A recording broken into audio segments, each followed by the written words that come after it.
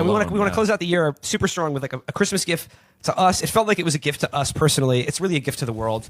Let's just get into it. I'm talking, of course, about actor, musician, spiritualist, diplomat, statesman, Aikido master, Steven J. Seagal. I don't know if Jay's Scratch golfer, master chef, world peace advocate, law enforcement officer. Law enforcement officer. Oh, a covert operator, tier 1. The only civilian, according to his own website, to ever defuse a nuclear bomb. Steven Seagal, our sort of spiritual guru and mentor. He can add another thing to his list of accomplishments, and that is now author. You know what? Also, another thing I got to say, 2017, we've had a lot of people that we've admired. They've turned out to do, horrible sexual assaults, be sexual harassers, just brilliant people that we love, like Mark Halperin and Glenn Thrush. But the nice thing about Steven Seagal is he's never done anything like that. No, absolutely. He's someone that you can still endorse his work with a clear conscience. Totally. You don't have to separate the man and the artist. They're one. His life is his art. Yeah, absolutely. He's the opposite of a predator. He keeps women safe. Yes, because he's in the order of the Shadow Wolves. What's the opposite of a predator? A protector. Yeah. And Steven Seagal is a protector. And now he has written a novel called The Way of the Shadow Wolves, The Deep State and the Hijacking of America. This is by Steven Seagal and co-author Tom Morrissey, with a foreword by Sheriff Joe Arpaio. Hell yeah. Oh, you know what the best thing about this is? We finally learned Morrissey from the Smiths' first name. I mean, this is how you know that this is going to be good, and this is how you know that Steven Seagal is a next-level genius. He's one of those figures who his contemporaries misunderstand because they're not on the level that they could even understand, come close to grasping what he's about. Because a book with the subtitle, The Deep State and the Hijacking of America, yeah, a novel. You would think, no, that sounds like a nonfiction book, something in the current events section of Barnes & Noble. It's a fucking novel, because it breaks through all of your bullshit self-imposed categories. Well, it's like a Cat Person. Everyone thought Cat Person was a personal essay because they're used to reading essays about, relationships and stuff, but it was a short story. This is like Cat Person for men. Yes. This is the book that all men need to read and need to think about. Actually, women need to read it because they need to. Okay, with Cat Person, women were like, men need to read this to understand what it's like when they're a Reddit guy with the garbage pipe, can't lay pipe. But with this, it's like, well, women have to learn why we have to be Redditors with trash dick because the world is scary. And there's a deep state. There's a deep state. It's making my dick smaller. It's making me fatter. It's making me worse at sex. Read this, women, now. Let's dive into this, guys. Yes. Let's muff dive into Steven Seagal. Hell yes. I'm just going to begin now. It says here, we dedicate this book to the Native Americans who were victims of genocide by the early invaders from Europe. Oh, that's nice. Oh, yeah. Wow. Wait, are we reading Steven Seagal or are we reading Settlers? This is the Howard Zinn. This is dedicated. Okay, the dedication continues. It says, to the tribal police who combine the old ways and the new to defend our border with intelligence and integrity. To the U.S. Marshals, most of whom represent the ideal of the Texas Rangers, the goodness of the nation in one man, one badge, riding alone. Wait a minute. The Texas Rangers is still an organization. Like they're basically the Texas State Police. So why didn't he just dedicate it to the Texas Rangers? Because they embody the goodness of the nation. Yeah, but I mean, if they embody the spirit of the Texas Rangers are still around. He could just wouldn't the actual Texas Rangers embody the spirit of the Texas Rangers more than a different organization? The baseball team still around. Yeah. And finally, to the average American citizen, awakened and finally, perhaps ready to confront the deep state and restore our Constitution. This is so Decker, it's beyond. The next page says, this is a work of fiction, and any resemblance to anyone living or dead is purely coincidental. But always remember that the truth comes in many forms. Wow, is this Tristram Shandy? This is like a postmodern masterpiece. I feel like I'm at a crossing and Steven Seagal is blocking my path, not because he's fat, he's just tactically wide. And he's like, this is a fictional story, but certain elements are true. They may be coincidental, but they may be there for a reason. You have to tell me what the fuck I'm talking about. I imagine also that he pushed himself. He got into this crossway by somebody pushing him on a desk chair. Because I only imagine Seagal now in a very large office chair being pushed around on the wheels. That's the stand up anymore. The highest level of Aikido is sitting down all the time. Yes.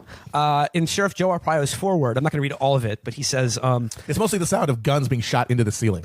It says here, I know and have worked with Steven Seagal, who is a law enforcement officer, along with being an international movie star. Awesome dog killer. International movie star. He kills dogs with the best of them. International movie star is a great way to put, can only get his films financed in breakaway republics. He has an unusual understanding of the world in which this story takes place. During his time with my office, he proves his skills as a fugitive hunter when he arrested one of our top fugitives within 48 hours after beginning the search for him. He brought us a new and extremely effective way of getting the job done. I first met with Tom Morrissey when he was a chief deputy U.S. Marshal for the Federal District of Arizona. We became close allies and united our agencies as we fought the good fight against the evolving threat of illegal drugs that were moving through Arizona. Both of these men bring their experiences to the life on the pages of this book. It is my hope that you have not only enjoyed the storyline of The Way of the Shadow Wolves, but you will also think about the message portrayed here. It is less than a hair's breadth from the frightening truth of what is actually happening today in America. Sheriff Joe Arpaio. Yeah, Steven Seagal revolutionized the way we did policing. He pointed out, why are you running around shooting all these dogs? It takes forever when you could just drive a tank through a dog kennel. Steven, my tribal name is He Who Flattens Dogs. They call me the Labrador Flattener. That way Barack Obama can't put them on a gyro. Now, in addition to a dedication and forward, which is telling you the truth comes in many forms. So sometimes a sandwich, sometimes a wrap. Sometimes artists use lies to tell the truth. So there's a preface by Seagal himself that spells this out even further. A preface to his own novel. Yeah, and he says, reading from now, he says, what if the deep... I'm going to read this in Seagal. You got it. Okay. What if the deep state is not, as some strive to suggest, unelected government officials, generally in the secret intelligence community and the military, who run amok outside the rule of law? What if abusive elements of the federal government are very much part of the deep state, but they also should be seen as the best of the servant class, not the masters? What the fuck? It's the exact same thing. What if the deep state begins with one of the world's largest churches and one of the world's most powerful families who control London and Wall Street, as This well is LaRouche. as well This as is fucking LaRouche. as well as the central bank. This is Lyndon LaRouche. If anyone is a connoisseur of American paranoia, Lyndon LaRouche's entire premise is that the Queen of England is the ruler of the world and also the chief drug trafficker on earth. And also, as I should point out from that, connecting to that, the head of the Church of England, the Anglican Communion. Yeah, one of the I'm most calling powerful He's doing churches, the full- Anglican Communion. Excuse me, billions of dollars, my friend. Billions. And Yeah, that's I also love that. Episcopalians. Every Episcopalian in the United States is technically part of it. Being an Episcopalian or an Anglican is just the same thing as belonging to a Rotary Club. It's the exact same thing. You may as well Or just it's the not believe world in hub God. for drug trafficking, as Lyndon LaRouche said. So this motherfucker literally picked up a LaRouche pamphlet off of a bus station, and then he turned that into his worldview. This is even better than I'd hoped. Continuing. I love that. I love the Queen of England paranoia, that she's one of the most powerful figures. Yeah. This shadowy, this old senile woman with her hideous fucking family, this ceremonial ruler. I saw like flat Earth people who were like, do your research, think about why they don't want you to know about the flat Earth, and it's just incoherent reasons for why. One of them is the Queen of England is the world's largest landowner. She owns $10 trillion worth of land, and they come to that. Which would presumably That's be not remotely worthless if true. it were proven to be flat instead of slightly curved. Well, they come to this figure by counting up all the dominions where she's still the figurehead. So, like all of some Australia and Canada? all of Australia, some Northwest Territories, Arctic island is. Oh wait, you mean all of Australia? If she owns all of Australia, she's got like at least $11,000. Yeah, that's some prime Wait. real estate out there in the outback. This gets better, though. He's about to get even more woke in this preface. Continuing. What if governments failed to nationalize the central banks, leaving the deep state to be controlled by one of the world's largest churches and one of its most powerful families, with their personally appointed agents throughout the world of finance? What if instead of the House of Windsor, he meant the Gallagher brothers? You mean Gallagher and Gallagher 2? Yes. The prop comics? No, Nolan Liam. No, I meant Gallagher and Gallagher too. What if they failed to nationalize the central bank? Yes. What does that mean? It means he's the saying that conspiracy the theory- Queen of England controls our central banks. They are not controlled by national bourgeois. They are controlled by the Queen of England. What if the greatest crimes against humanity occur at the banking level, where bankers are able to manipulate interest rates and foreign exchange rates, That's true. create billions in digital cash That's without true. backing, Not wrong. manufacture, quote, derivatives Yes. that they sell to Accurate. unwitting investors, Yep. and start wars Correct. to impact the price of oil and other not commodities. wrong. Is Bernie Sanders? That's all correct. Yeah. I mean, LIBOR, we know all this shit. Yeah, this is the big. Forex This is the sequel to The Big Short, The Fat Short.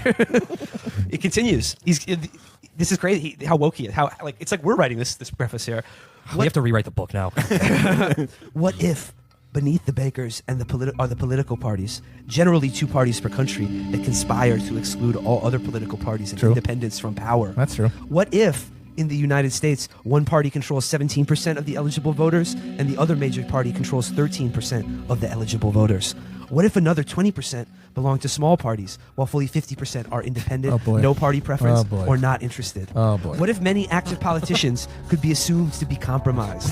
What if they are being bribed or blackmailed by multiple motherfucking parties, including the secret intelligence services of their own countries? What if co-equal to the political parties are the secret intelligence services? What if in addition to the spying on and blackmailing of politicians and judges, The secret intelligence services engage in drug running, That's accurate. illicit arms trading, Yes. money laundering, Yes. and child exploitation, in parentheses, pedophilia. Probably. As a Oh yeah, I mean, like the British are any indication. as a yeah. means of manipulating specific individuals. What if the quote mainstream media is a complicit partner with the banking, political, and intelligence communities? What if communicates to the public a broad range of false information and mixes a broad range of mindless entertainment with outright fake news, There it is. while failing to do serious investigative reporting or provide any foundation for citizens desiring to be informed about current events? That's all lying true. about international movie stars in their basements. What if the universities are also complicit in the deep state narrative? What if most history taught is a lie? What if you realize that the Pulitzer Prize was created to honor the man who invented yellow journalism, the original fake news? Good stuff. I'm just gonna skip ahead a little bit. He says, what if religions are also complicit in the Whoa. deep state? What if he goes on, what if, put most simply, the deep state is the totality of the institutions of governance that are used to concentrate wealth and power among the 1% while excluding the 99% from having an effective voice and vote? He literally is just describing the architecture of a capitalist economy. Matt. Like he just described base and superstructure, essentially. What if the deep state is our common enemy? What if we, the people, have the power to say no to the deep state? What if this book is dedicated to the Constitution and to the Republic? Would the answers to the preceding be in some ways answered? Chapter 1. Tribal Police, America's Front Line in the Desert. Now, this first chapter is weird. I'm not going to read all of it. It's only noticeable because it includes stage directions, like it was written as a screenplay. Oh shit! So this means this is a movie that he could not get some Yes, Bulgarian yes. drug dealer And he to decided make. just make it into a novel. Considering what he has gotten produced in the last 5 years, holy shit, this must be bad. So the book begins with actual italicized directions. It says, in a darkened Arizona movie theater, a somber male voice provides commentary over the Native American chanting and drumming that plays in the background of a documentary film. And now this is like the documentary. Perhaps the greatest morality play in American history is what occurred in the struggle between the Indian tribes and those in the U.S. government who were hell-bent on civilizing them. And he talks about history, and then it just says another italicized thing. The closing moments of the film arrive, and the credits start to roll as the narrator continues.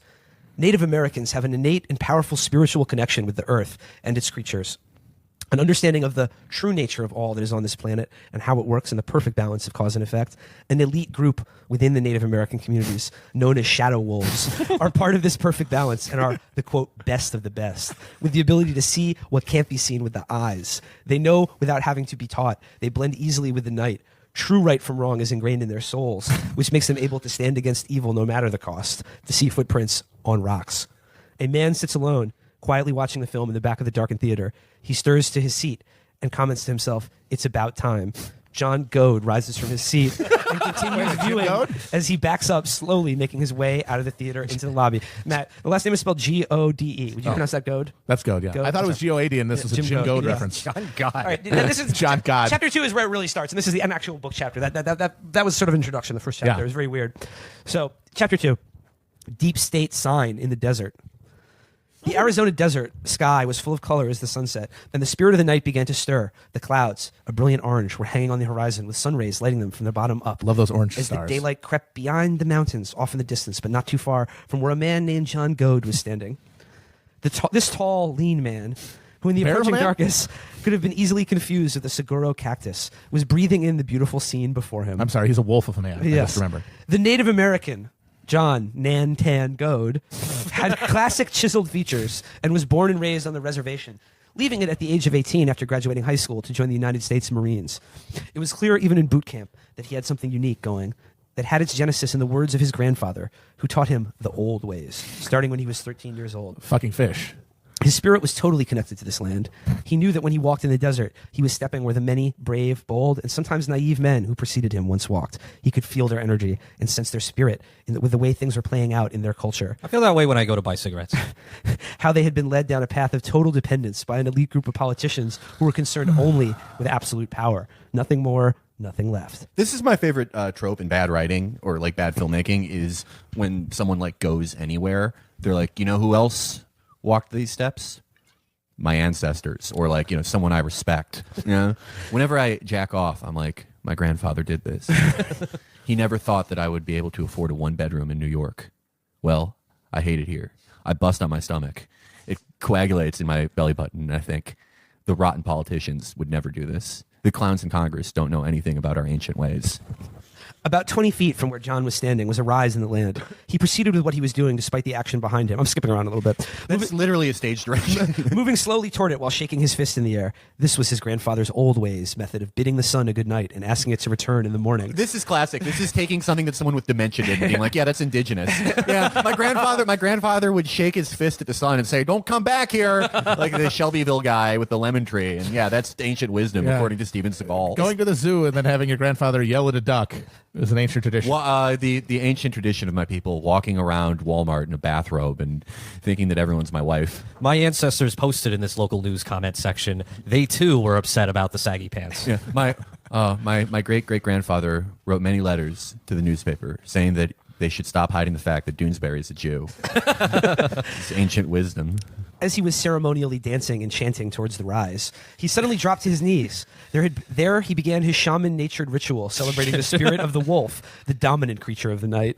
As he chanted, a shadowy wolf slowly approached him out of the encroaching darkness, kissed his forehead, and stood there for a moment watching him. This is magical realism right now, Matt. The future song IBU came on. Wolf shoved his tongue down his throat. After a moment, the animal turned and looked at the men who had stopped dead in their tracks as they approached from behind. The mysterious wolf's fierce eyes glared at them as they froze in place. He then slowly turned his glance back to the kneeling Native American, kissing his forehead again before disappearing back into the shadows. At that point, John heard movement coming from what sounded like 3 men. He got to his feet and continued dancing his way into the darkness. He went behind the rise where he was able to observe them, but they could not see him. John dabbed into the moonlight. He was a ghost warrior, known as a shadow wolf, one who could easily blend with the night, disappear into the darkness at will. They spread out, moving swiftly without making a sound, closing in from different directions on the place where they last saw him. All 3 had been startled by the appearance of the wolf and prepared themselves should it attack them. John's first thoughts was that they were sent by one of the drug cartels to take him out because of his successes with intercepting their supply lines into Arizona. Hey, SA, we're from the Democratic Party. He remained part of the darkness, blended with the desert landscape, observing them, totally hidden from their eyes, his Sig Sauer in the hand, poised and at the ready. As suddenly as they appeared, they were gone. Motionless, John held his position for another 10 minutes to make certain they weren't doing the same and waiting for him to move. After a short time, the night sounds of the desert and the spirit of the wolf helped him to know that they were gone. Hang on, so we waited for 10 minutes to make sure they weren't also waiting for 10 minutes. Yeah. That's the 10-minute rule. That's Tier 1 operators know that. That's true. That's basic That's desert not. Well, tactics. that's a combination of Tier 1 and indigenous traditions. Waiting for 10 minutes. So, and then they were gone. I thought that we had gotten them all, but maybe I was wrong. Never underestimate the deep state, was John's lingering Wait, thought. what? I thought he thought it was drug cartels. Not mutually exclusive, buddy. Someone wasn't paying attention. Okay, here he goes. It was cartel leader Tom Perez. Yeah. Hey, we have some wonderful opportunities for G-Packs. So that's setting the scene. He's in the desert, a ghost warrior at night. 3 men are tracking him. Now the narrative jumps a few days earlier.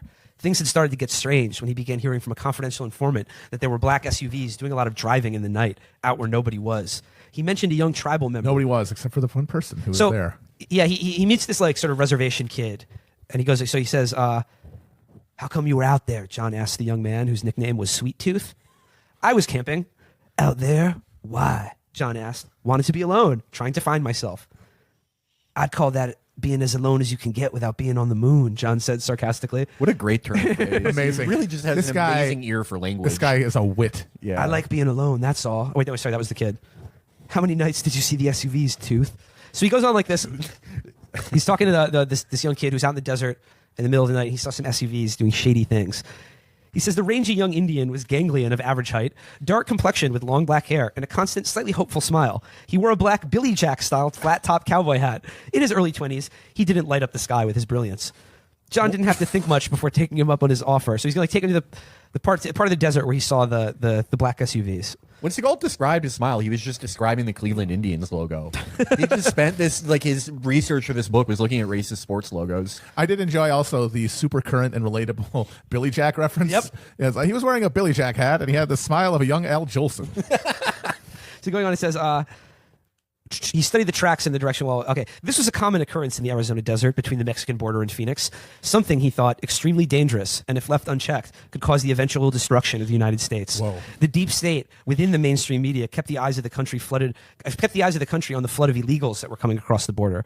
They painted them as simple people in need of a better life. It was a cunning distraction to take the eyes off the drugs that billionaire drug lords were pumping into the U.S. John knew why it was working, and he saw it as collusion between the paid-off media and the drug lords. His sense was that the then presidential administration in Washington was using the media as their potent tool for forwarding their open borders agenda.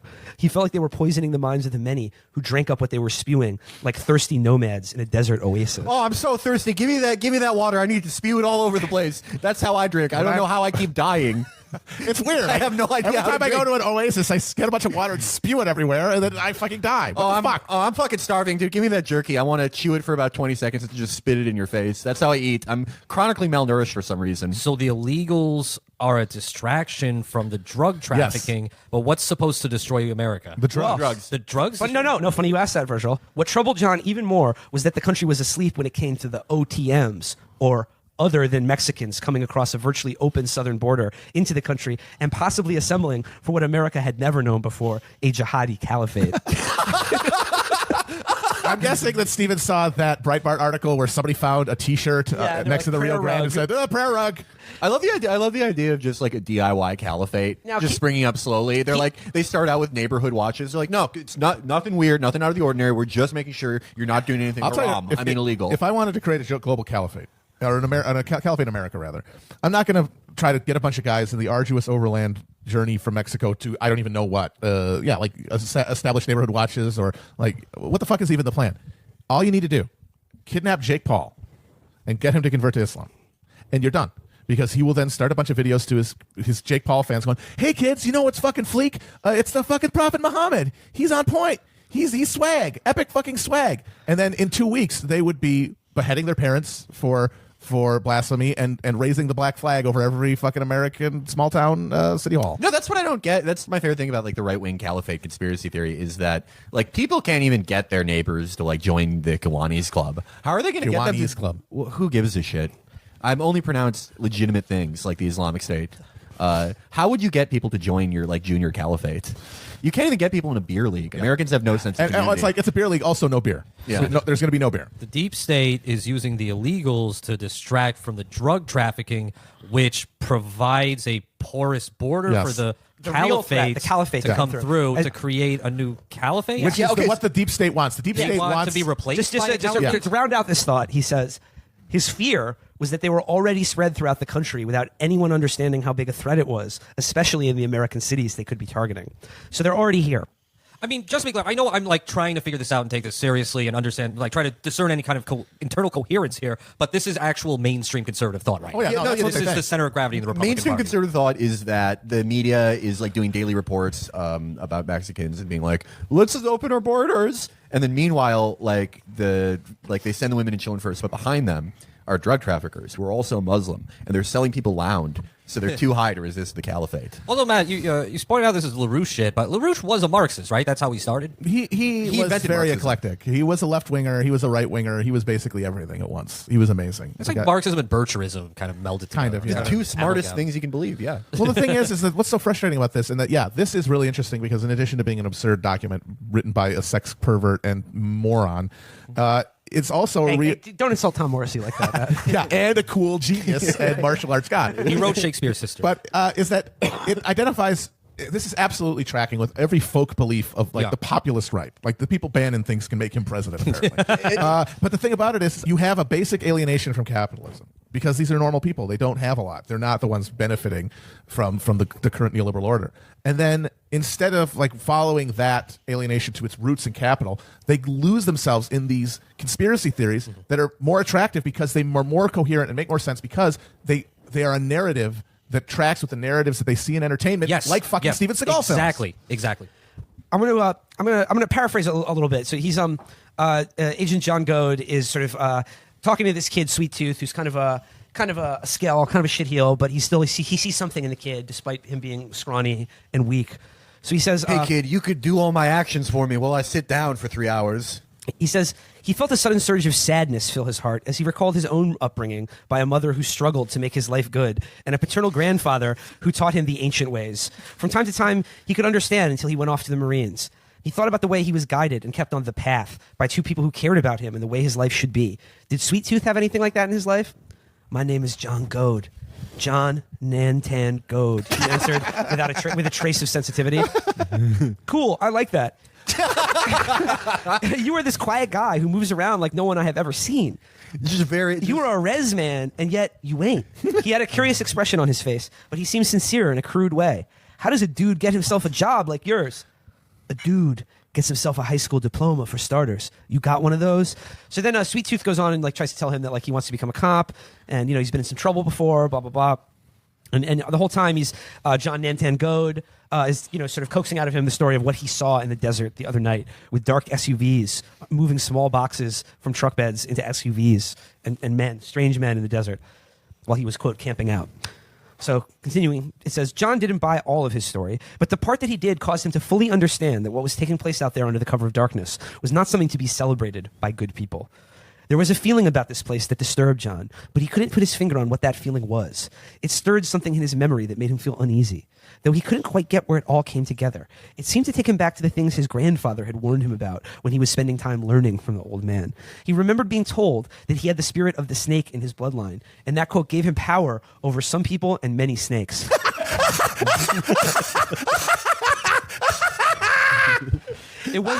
the funniest thing I've ever heard. It wasn't until he became a full-grown man that he was totally understood what that meant. But what had been going on in that place at that time was unsettling at best. So then he goes, as they began the... For every one person that I can control between 80 and 96 snakes. I just love like how he's not greedy. He's not like, no, it'd be ridiculous if I could control all the snakes. It's just like, it's like people. Some of them like you, some of them don't. Just some of the snakes will do my bidding. I know as much as you about it. And then he grills Sweet Tooth for what his real name is, and he gets it out of him. And I'd just like to make note of the fact that Sweet Tooth's real name is a character that's named Henry Begay. So it's John Nantan Goad and Henry Begay are the main characters. Normal so far. guys having a normal adventure.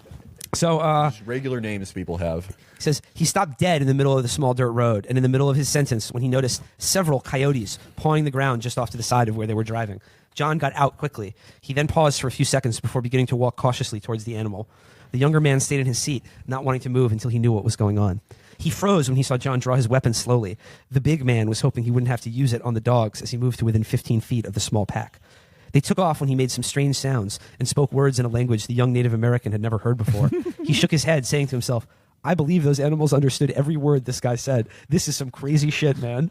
He said that to himself. He said, I believe that this tall man is speaking to those coyotes. This is crazy. How is this a Steven Seagal character where when encountering a group of canines, he doesn't just shoot them with a rocket launcher? Well, no, this gives some insight to that interaction. Like, maybe they said something. Maybe they were begging for suicide by cop. Most dogs the cops kill are looking for a way out. So I'm a doggo whom feel like he's on fire in him soul. 14 out of 10. Please kill me, fat sexual predator.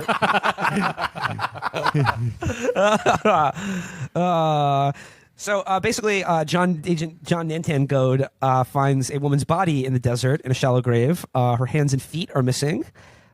She's a Caucasian woman, though. They made sure to so that the audience will actually care. And Henry Begay is worried that it was his brother who's, in his words, been running with some bad people, really bad people, man. And then so he keeps trying to get the whole story out of Henry Begay, aka Sweet Tooth, and then he says, I don't know why. He says, I don't know why. I just can't talk about it with anyone. You wouldn't understand any of this shit, man. It's like family stuff. What kind of family stuff? Is it family of snakes? Because I would extremely understand that. John watched his reaction to the question closely. Stuff like, I thought he may have gotten himself into some bad karma and it caught up with him. You want to tell me the story? The whole story? Then maybe I can help you? Sweet Tooth looked down as he spoke. He shook his head, expressing self-pity. Not too many people into helping me these days. Well, maybe you just met one. John was stoic, but his sincerity came through when he wanted it to.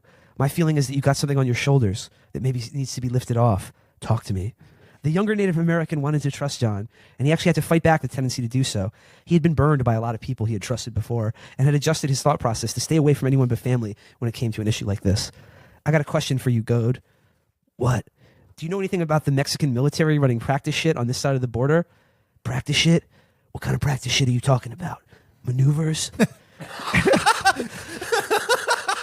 Just that line is so funny to me. So he's just the Mexican military or somebody is doing something in the Arizona desert with like SUVs and trucks and boxes and business, and it has something to do with Henry Begay's brother, who's got in with the cartels. And he goes, "There's more to this than you're telling me, Henry. John's eyes were like molten steel when he didn't hear what he wanted, or if he felt he was being played. And at that moment, he felt like he was being played. But John's body was like a molten lava cake. He bent towards Sweet Tooth's face, since he was a good 6 inches taller, and said, "Stop bullshitting me with half stories, man. You're not telling me anywhere near what you know, and it's making me not want to help you, Henry." So then, like, goes on for a little bit. He tells him more about, like, his brothers working with, John pushed him, trying to get a fix on whether or not they might be deep state operatives, that Henry Begay's brother.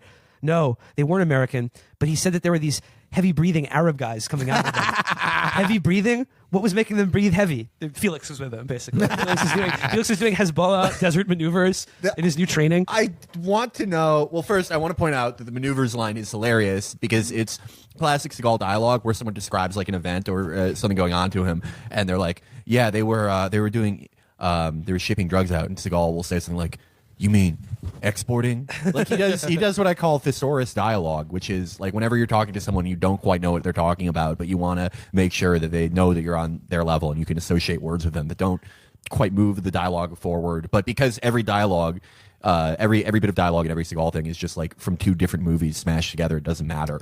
So there's heavy breathing Arab guys. But why did he doing maneuvers of the Mexican army in the Arizona desert? Does he say why they were heavy breathing? Well, he goes, "Heavy breathing? What was making them breathe heavy?" No, it doesn't have nothing to do with breathing. It's like the way they talk, man. He said they sound like they're gargling when they speak. They got some bad accents. Tooth tried to explain it as best he could. "Did he tell you anything else about these guys?" "Yeah, he said that when they had him get some women and hashish for when they were done with whatever they were doing out there in the dark."